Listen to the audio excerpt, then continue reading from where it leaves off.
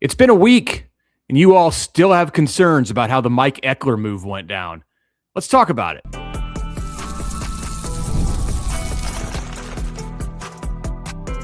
You are Locked On Nebraska, your daily Nebraska Cornhuskers podcast, part of the Locked On Podcast Network, your team every day.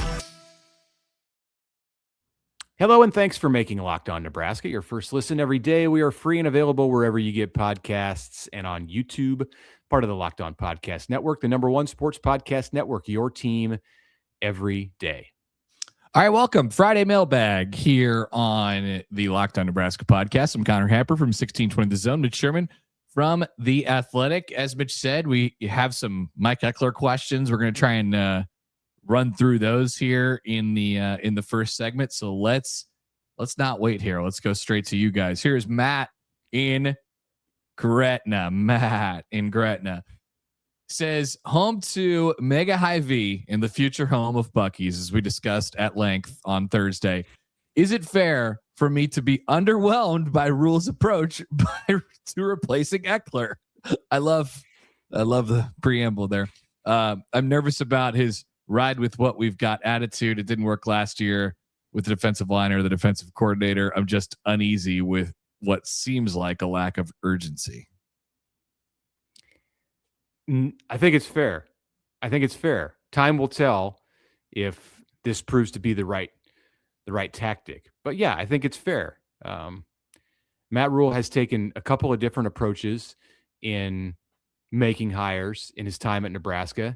He has taken big swings with coordinators, I think at all three levels of the coordinator spots, and he's had varying levels of success. His first attempts at all of the coordinators ended unceremoniously. One in a demotion, one in a departure, another in another demotion if we're talking about Ed Foley. And then second generation, you have another firing and a departure. So he's largely gone that direction and trying to get big names, although that wasn't the case with John Butler.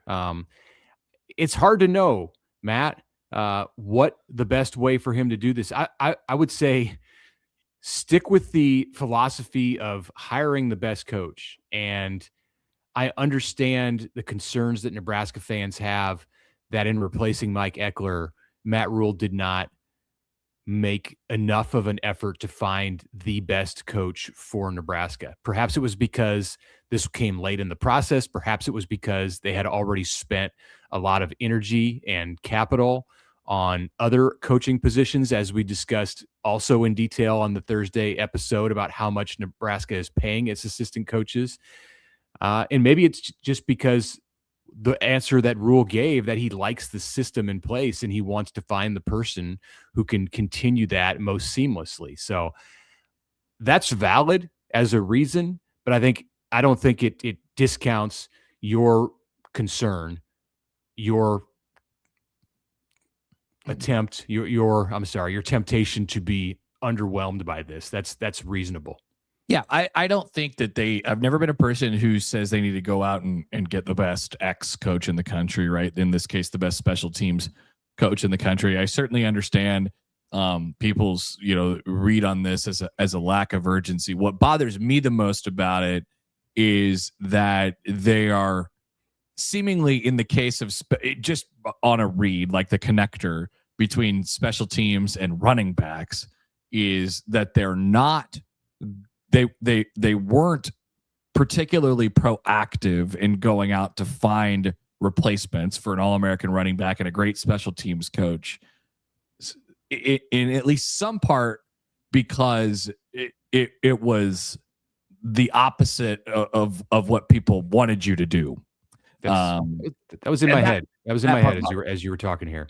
Yeah. The contrarian, the tendency for Matt Rhule to want to take the contrary view seems to be becoming more prevalent in the way that action is being taken. And we saw that maybe first a year ago when he somewhat reluctantly, by his own admission, talked to Mike Eckler and then said, oh yeah, I do like this Eckler guy that you all wanted me to talk to.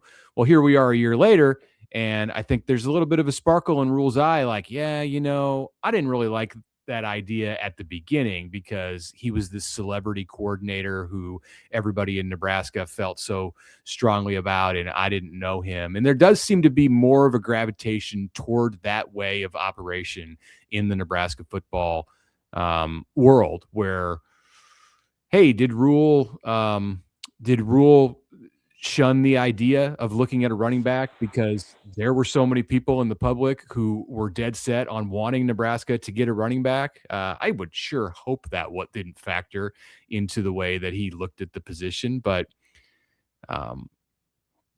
yeah, I think it's out there in the air at this point. All right, here is James. No question, says James. He says, I did some math for fun.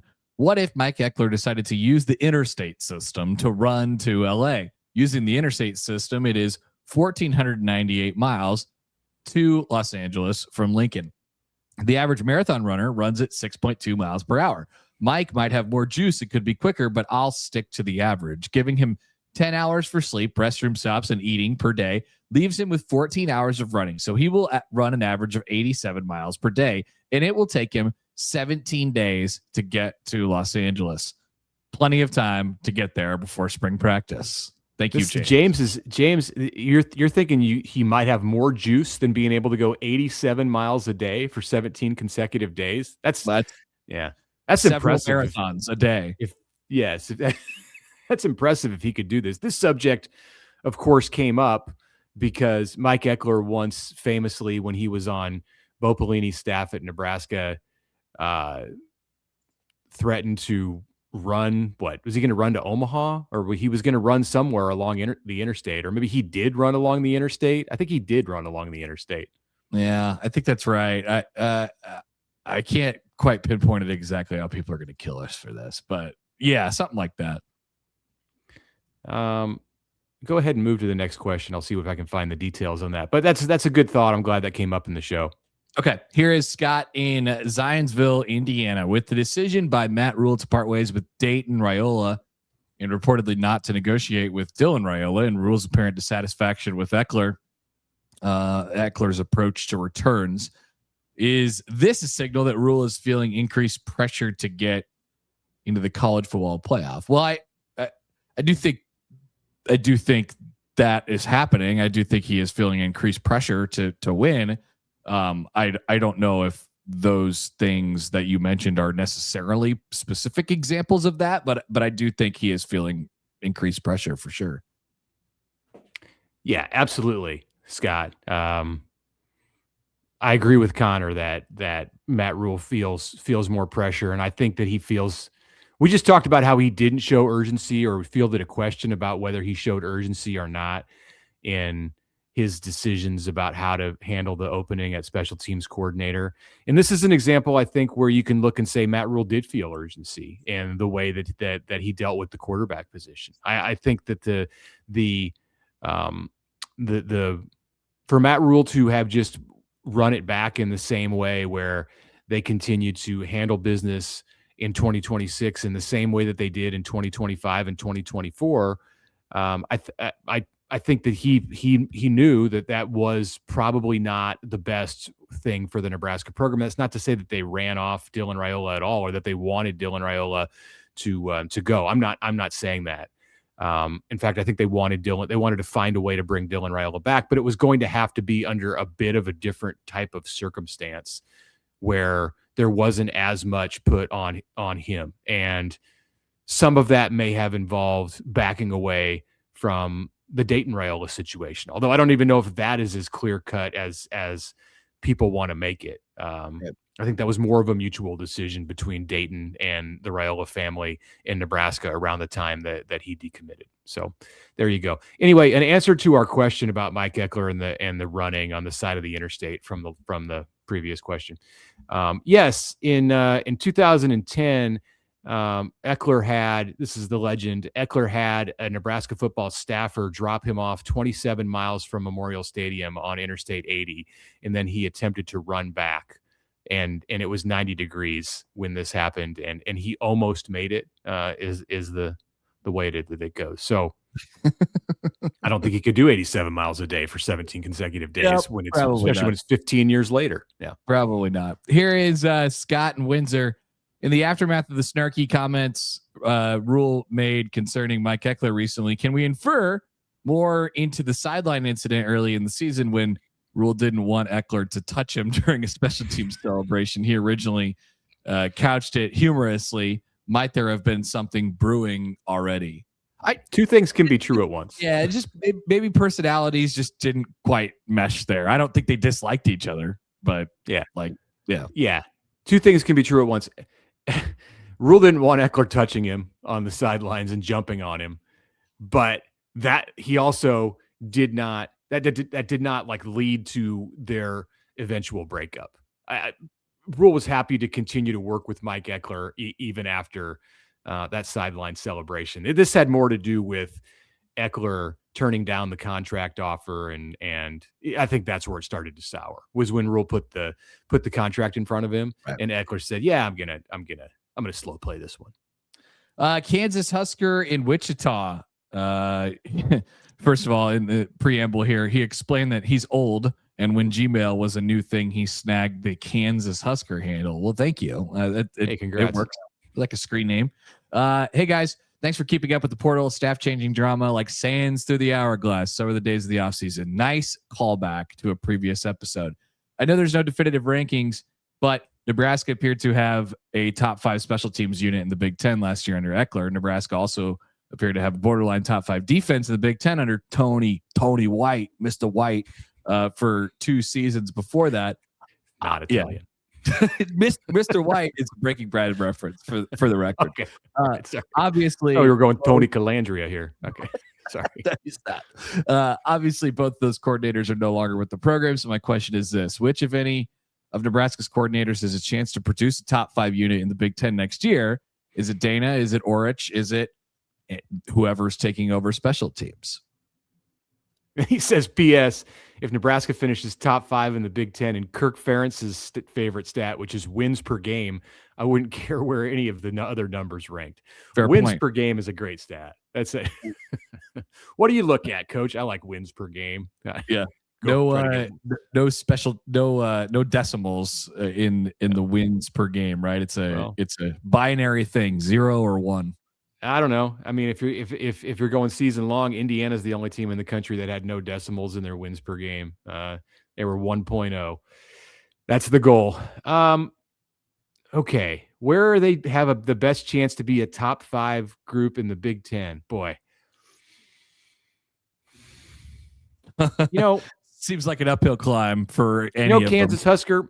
I don't think they're going to be top 5 in the Big Ten in any of those categories. And that's okay because there's 18 teams in the Big Ten. And I think Nebraska has somewhere in it the ability to be in the second 5 in any or all of those categories. And if you can be 6 through 10, preferably like 6 or 7 in like all of those categories. Yeah, 6, 7. You're going to have a good season. The best chance to be a top 5 unit in the Big Ten. I'll just go with the defense because this is a Matt Rhule coach team. Probably that'd be my stock answer too. I don't feel great about who they're going to play. Think about who they're going to play, and your stats and your production is in large part based on your opponents, and they got to play Oregon and they got to play. I'll just say the defense. I'm not believing what I say, but that's the best. I don't think they're going to do it, but that's the best. You're making them pick one, so there you go. You're gonna get an answer. Let's take a break. We have more questions from you all coming up next.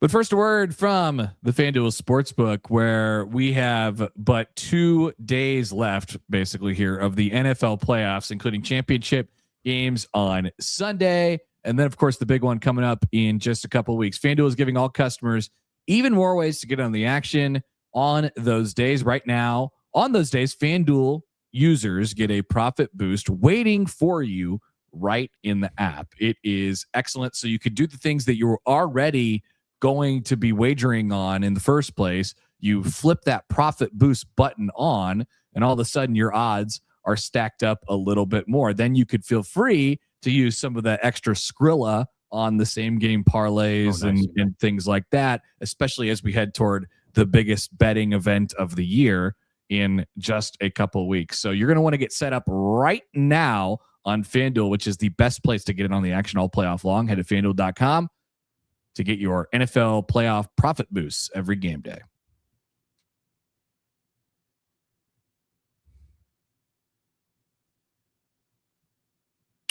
We are back. Thanks for making Locked On Nebraska your first listen of the day, and thanks for making Locked On the #1 sports podcast network. We go to Jordan, who addresses this question to me. He says, on Tuesday's show, you said Nebraska's portal grade was a B. Would you say it's not better due to the unfortunate bounces at some spots like Berberia, or due to staff incompetence and bad strategy?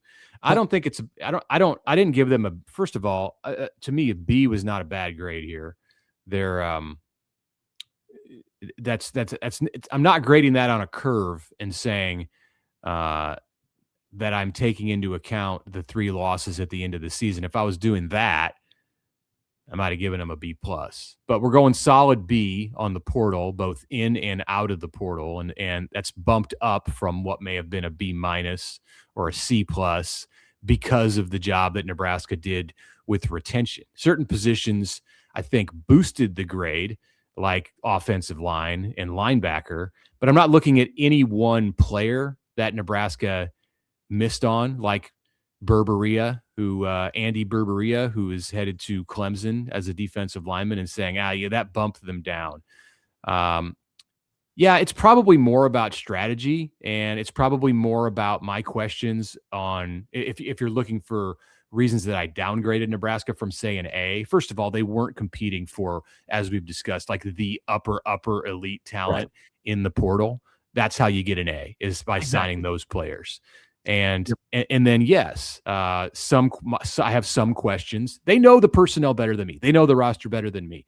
I would rather put the decision in their hands 10 days out of 10 about what to do at running back than to put it in my hands. But I have an opinion on it and think they should have chased a running back in the portal, and they didn't. And I think that they did chase defensive linemen. They were aggressive with defensive linemen, but I don't think that they quite got to the level they were hoping. So I think you nailed my answer. Would have been my answer too. Like, in order to get moved up to an A, you have to really land a big fish that everybody's going after and win a battle. And I don't feel like that really happened for Nebraska. It doesn't make it bad, but not a super high ceiling on it. Let's go to Patrick and Pilger, referring to record. What is the realistic floor and ceiling for Nebraska football this upcoming year? And what would the DEFCON level of fan patience be for the floor? Well, that one's easy to answer. It would be 1. If Nebraska hits the floor on its win total, then we're at DEFCON 1, because that means that Nebraska has experienced something in the neighborhood of a 2017 season, or a 2007 season, or a 2021/22 season, which was like the 2-year death of the Scott Frost empire. And I'm not talking about this in terms of like coaching change because of what Matt Rhule's contract looks like. Like, we're far away from having that discussion, but the floor for this team, like, things could go really poorly when you make all of the changes that Nebraska did this offseason, and you're coming off of a November and December that went the way that it did on the field. You could be on a downward trajectory, and Nebraska's going to try to reverse that. But the floor is like, what, 3 wins? I mean, be real. The number that, and it's January 23rd. So like, this will probably be adjusted a little bit. I don't know the schedule like the back of my hand yet, and all these. Nobody knows it. Might look different and all these different things, but like the first time that came to my head was 4, and then the ceiling number that came to my head was 9. Yeah, but 8 or 9. I think 8 or 9. I might go 3 and 8. 8.5 as far as a ceiling. I don't think Nebraska's gonna go over 9. So if you're setting a number for the highest it could be, 8 to 9. All right, and it would be DEFCON 1. Let's go to Nathan. Nathan, the map maker in Kansas. We have new maps from Nathan. Here we go. Here's our domestic map, our United States map. There it is. Wow. Lots of pins, and we have our international map right here too. So I like our reach that we have. Nathan says, here's a random question for you. If you had to pick any current or former Husker to make 21 clones of to play every single position on the field for both sides of the ball, who would you take to try to win the highest number of games? He wants Levante David, but he says, I'm sure there may be better answers. So where my head initially went was Brian Buschini, because this is what, who was it? Was it Marquise Stepp, the former Nebraska running back, who said, or no, it was Buford. It was Marquise Buford who wanted he wanted 130 Brian Buschini's on the roster, I think. So there was another time, and I can't remember who said it. This was back in, early Riley Buford era, I guess. Somebody had a great quote, and I use it on my show for a long time. If we had 22 Janos, we'd be all right. Oh, yeah. Andy Janovich might be your answer there. Yeah. I mean, when I loaded this into our mailbag document, I thought of Tom Rathman, who was a Andy Janovich before Andy Janovich was born, and similar kind of player. Could play a lot of positions, and you might have some trouble at corner, but he's could do a lot for you. Yeah. I would think of Amon Green and the great running backs from those eras. I think Amir Abdullah could play a lot of positions, but D-line would be a big problem for him. So as would O-line. So yeah. Tom Rathman in the middle. Gotta go over the. You go Jano, I'll go Tom Rathman. Like what a great clash that is. That's perfect. Let's go to Greg in Broken Arrow, Oklahoma. By the way, Nathan does remind us at the end of his comment that when you record the next mailbag pod, we will be 225 days away from the kickoff against Ohio U. Buckle in for a long off season. Thanks, Nathan. From Greg in Broken Arrow. Hi, fellas. I received my marketing degree when we were still doing Pepsodent commercials. Shout out to the toothpaste and mouth cleaning products that do still exist. So why aren't the commercials at halftime for the college football championship as interesting as the commercials for the Super Bowl? Well, I'll tell you that the college football championship on a good night, and I haven't seen the numbers from Monday, but they get upwards of 25 million on the TV viewership. The Super Bowl is about 5 times that amount, or at least it was last year, 127 million on Fox across all platforms. So that's why the commercials are not the same for the two events. The ad agencies, yes. ESPN logged a 30.1 million viewers. That's huge. 33 million, which is the most, which is the second most watched college football playoff national championship game, right behind the first one between Oregon and Ohio State, and still about 25% of what the Super Bowl draws. So yeah, there's that. That's your big day. That's your one day when the commercials are going to be completely off the hook. I would advise Greg to get some 4K on YouTube TV, and then you don't have to watch commercials at all. It just shows you a static stadium shot.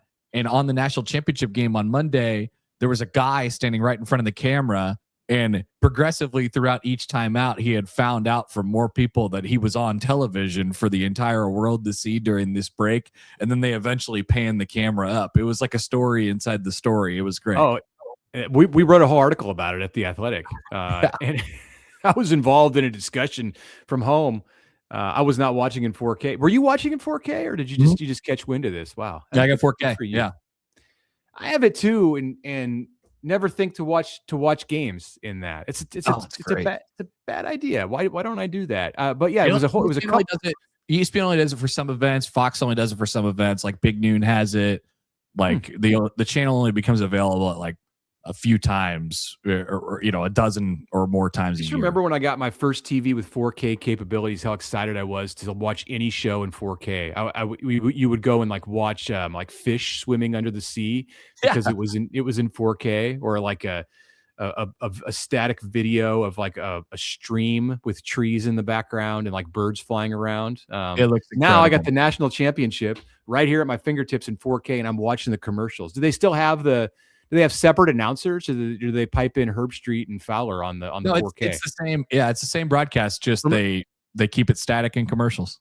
Remember when they first did it, and they had in some football games, and they had a separate broadcast crew for 4K?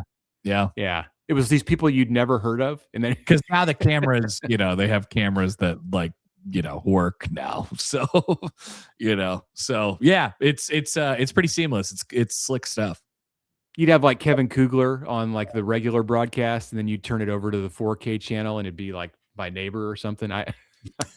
He could be my neighbor, but Kevin is not my neighbor. Yeah. All right, we're getting off topic here. Let's go before we take a break to Michael in Leroy, Michigan. He said there's a lot wrong with the college football world right now, whether it's the size and the schedule of the playoff, recruiting calendar, the portal, players entering the portal their entire career, rampant tampering, coaches having a lot to complain about. If you could fix one thing, what would you pick? Personally, I would like to see the national championship game on January 1st at the Rose or Sugar Bowl and make the rest of the playoff schedule accordingly. Then you avoid the long layoff, and the apathy of playing a title game on January 19th. What would you fix if you could fix one thing? That's a great question. I've recently been asked this, and I really struggled with it because two things immediately came to my head as like the sort of root of a lot of my problems with the sport. So I'm going to give you two answers if that's okay. Number one, no. Change the conferences back to like 1995 or something like that. Like revert back to that. Throw in divisions, or even 2010. Before the whole conference realignment thing started to change and splinter the sport, and we all got obsessed with TV dollars and all these different things. Like I think that would help. And then number two, I think it could make it a lot more enjoyable for people if they brought back the year waiting period on transfer portal guy eligibility. Like I don't know. I think that would be a hindrance for a lot of players. Obviously, we're definitely not stuffing the genie back in that bottle, but I think that would fix a lot of our problems here. I'll stick to the things that I think are realistic, and the one thing that I think is realistic, and it's the tree that Michael was barking up here, and it's the calendar. I would just like to see the portal period mainly the portal period just out of the month of December. So we don't have everything screwed up in the coaching carousel, and that can move to after the season. I'd really like to see that thing move to like April or May. So, all right, we come back. We have questions about Nebraska basketball and a question about Nebraska baseball. Is it baseball season already? I don't know what's going on there.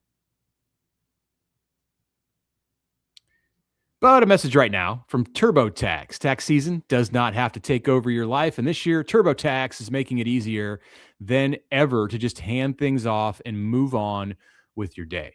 With TurboTax full service, you can have your taxes done for you by a trusted local expert, start to finish, without the stress work or the guesswork. Instead of spending hours trying to figure out forms, just meet with a local TurboTax expert in person, or you can connect online. They handle everything from W-2s to 1099s, and then they work to get you every deduction that you are owed. You can just upload your documents, go about your day, and get updates right in the TurboTax app.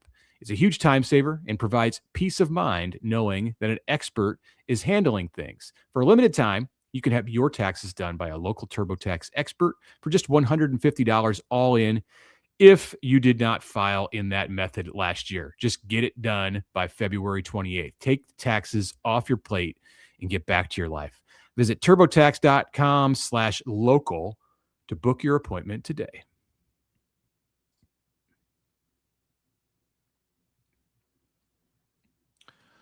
Okay, let's get to the rest of your guys' questions. I think we're going to get through them today. Here is Vince in Napa. Good to hear from you, Vince.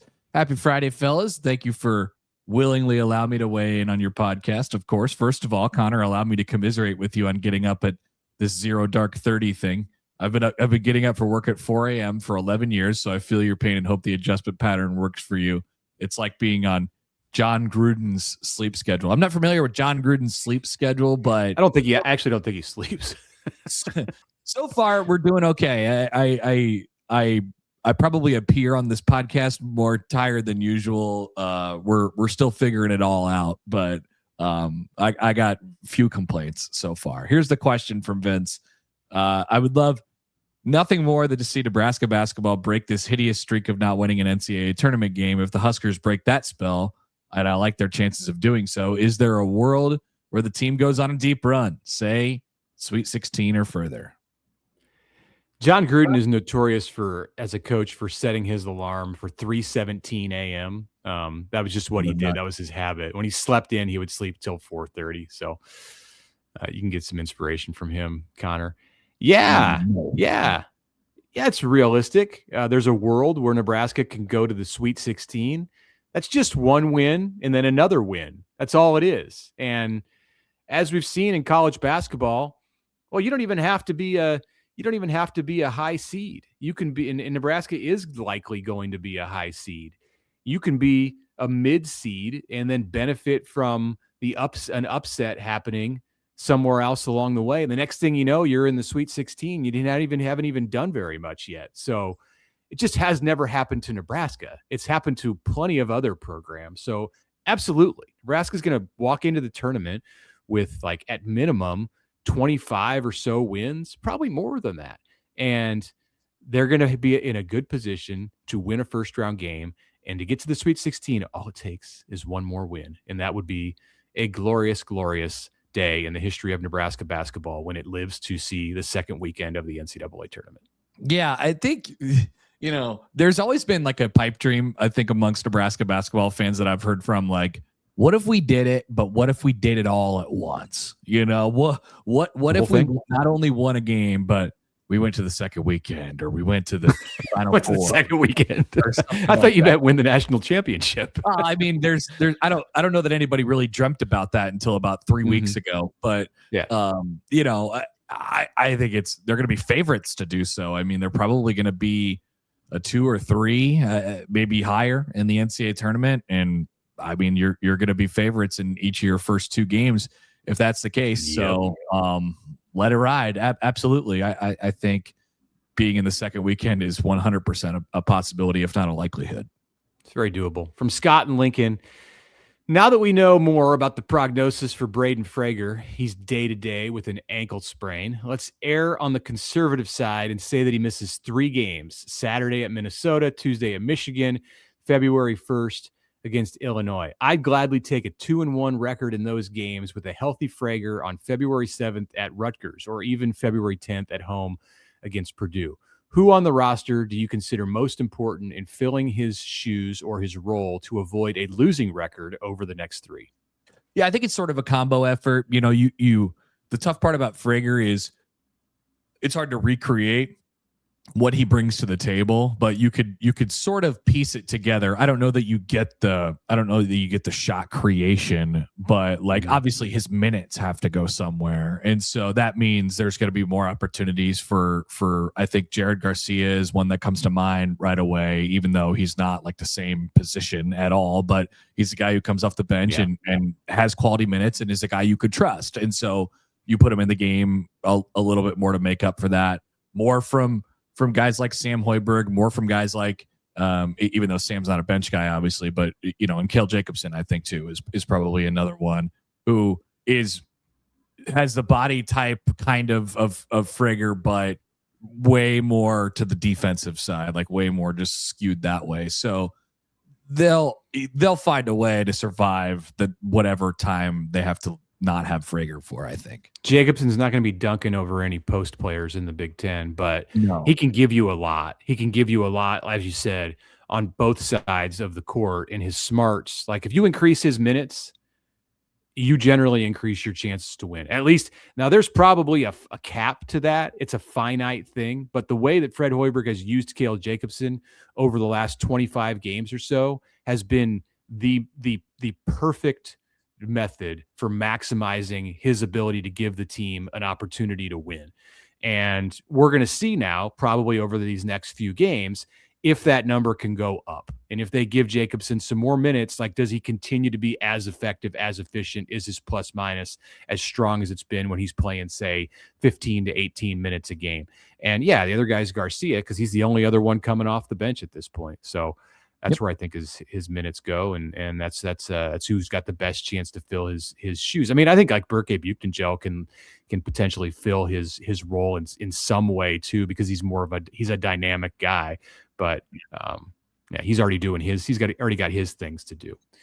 Last question, a second one, a repeat question in the same mailbag from Scott in Windsor, north of the border, who knew he was a big baseball fan. You got to do something to provide some warmth up there. How cold is it going to be in Windsor, Ontario this week when it's going to be minus 20 here in Omaha on Friday? That's today, by the way. Hey, it's cold outside. The Nebraska baseball team opens its 2026 season in just 24 days versus UConn in Scottsdale, Arizona. That's how he stays warm. A week after that, former Cornhusker infielder Max Anderson will debut in the big camp for my Detroit Tigers in Lakeland, Florida. Yeah, you're really talking about warm things now. 2 questions. Who do you see on this year's squad with possible legitimate MLB aspirations? Oh, wow. Aside from me, is there any more appetite for baseball talk on the pods in the week ahead? So I had to look this up. Like I have not deeply versed myself on Will Bolt's team this year, and it would just be silly of me to like throw out something. And I there's not a player on that Nebraska team as far as the returners go, position player wise, like a Case Sanderson. I'm talking about some of their most experienced players. And who is the longtime infielder that Nebraska's had? Why am I forgetting his? Dylan Carey. Could they make it someday? Sure, but that's not where my mind went. Cooper Katsky is where my mind went. He was the MAC pitcher of the year, a third-team All-American last season at Miami, Ohio, and has transferred to Nebraska from Greenwood Village, Colorado. 6'4", 220-pound right-hander, won 11 games. Held opposing hitters to a 196 batting average. So there you go. That's what I'm going to say without having seen him throw a single pitch, that he's the expected ace of this staff. So MLB aspirations. Yeah, sure. Why not? College baseball is funny because, you know, you could have a guy who doesn't really have much production and then all of a sudden they just explode. I mean, I suppose this is the way it works with all college sports. So like, hey, there's a lot of projectable guys on this team who we just haven't do it. Like, you know, so you hold out the idea that one of these guys, you know, gets a crack and then all of a sudden, you know, starts to bloom, whether it's their junior or senior season or something like that, or maybe somebody jumps on right away as a freshman. I have always liked Max Butenbach just as an athlete. You know, I was furiously trying to look up like MLB draft stuff as you were talking there, and I couldn't get there fast enough. But I'm just looking up and down the roster right now. Yeah, I mean, I'm sure they'll have a few pros on this roster, and our history suggests that they'll probably have a major leaguer at least at some point in their career on the roster. I always liked Ty Horn, who's a junior now. When I saw him as a young pitcher, as a freshman on the Nebraska staff, and maybe this will be the year that he puts it all together. He was great good stuff last year at the end, wasn't he? He was very good in the Big Ten tournament. He has a live arm. He's, you know, if he was left-handed, I probably would have just taken him right from the jump. Nebraska doesn't have a lot as far as lefties go. As I look through there, Caleb Clark, as I look through Braxton Stewart, don't know him, their roster, but I'm sure some of these pitchers will emerge and they'll be interesting to watch. This is one of those years. I think this is probably one of those years where there aren't the huge expectations for Nebraska, and that's generally when Will Bolt's teams do well. So Great We'll question, see where Dale. they're I do pitching. love to talk baseball if it ever comes up on another mailbag. So you can keep sending those in if you'd like. Ask another question. All right, let's get out of here. Thanks for watching and listening and being a part of the Locked On Nebraska podcast today. Continue to join us. Follow us find us next week. Make sure you subscribe, follow Locked On Nebraska so you get all the latest updates and episodes. For those of you on video, you're going to head over to the 24/7 National Locked On Podcast Network YouTube channel. If you're on audio, please make your second listen, the Locked On College Football Show. Thanks for joining us today. Have a great weekend.